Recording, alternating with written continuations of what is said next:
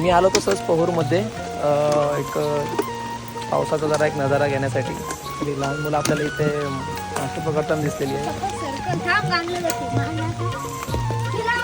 मित्रांनो तुम्ही पाहू शकता ही मासे पकडण्याची एक नवीन टेक्निक आहे. बापरे, दाखव बघू. भेटले मासे पकडले मित्रांनो. तुझं नाव काय रे बाळा?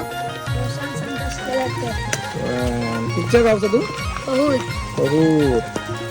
भाऊ तुझं नाव काय? बघा या लहान मुलांनी मासे पकडलेले आहेत.